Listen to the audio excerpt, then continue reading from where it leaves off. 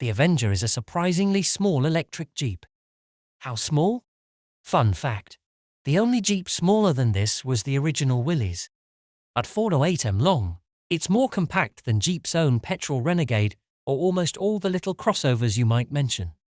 As an electric Stellantis-brand machine, it's somewhat related to the battery-powered Vauxhall Mokka Electric and DS3 Crossback E-Tense.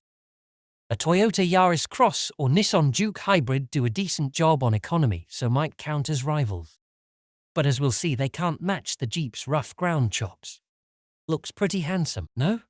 The Avenger is a blocky-looking thing, but it's largely free of pointless aggression. At least in all respects other than the name. Like too many SUV, it sounds like some shoot-'em-up computer game. We won't mention a 1970s Hillman. The design wraps up lots of current and past Jeep cues, but riffs them into something quite progressive. Part of what makes it a proper Jeep is the body protection. The lamps and painted sheet metal are inset from the plastic all round the perimeter, so those cheap plastic parts really do have a sacrificial role against gentle scrapes. This, of course, isn't handy only when you're green laning into the deep countryside for a spot of wild camping. It's also excellent at fending off the biffs of urban maneuvers.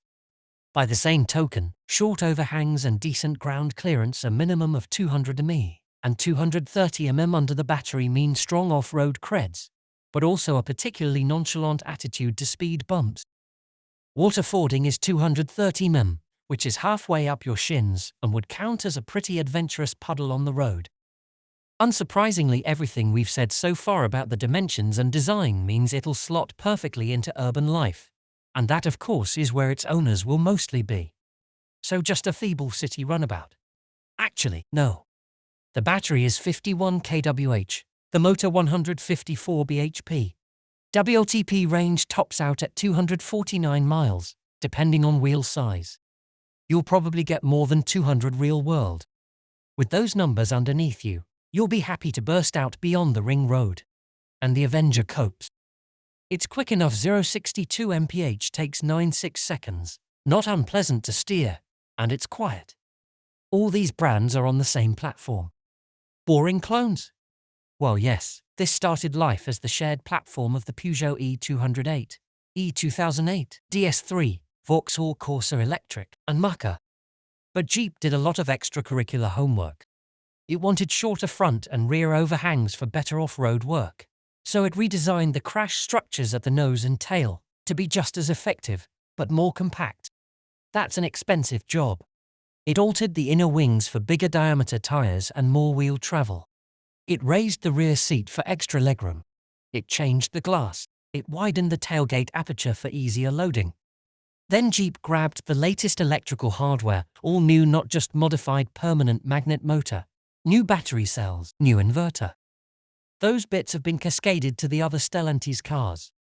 The on-road and off-road dynamics have a strongly different flavor too. What about 4WD? An all-wheel drive, 4Z-badged version of the Avenger is on its way. A concept was previewed at the Paris Motor Show in 2022, but as yet Jeep is refusing to say what'll power it.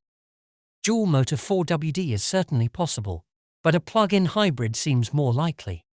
See the Renegade 4Z for details. What's the verdict? A car designed to work reasonably well on moderate off-road trails ends up working really well in its precise opposite. Well, what a thunket. Jeep has built an excellent city car. Like any decent EV, the powertrain is silent and smooth, and it qualifies for various cheap parking and congestion zone incentives. It's small and maneuverable, and the boxy outline helps you judge the corners.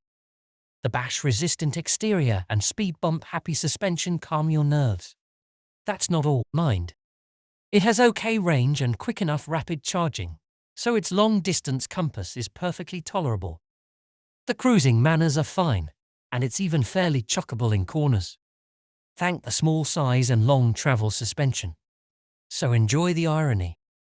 A car designed to work reasonably well on moderate off-road trails ends up working really well in its precise opposite.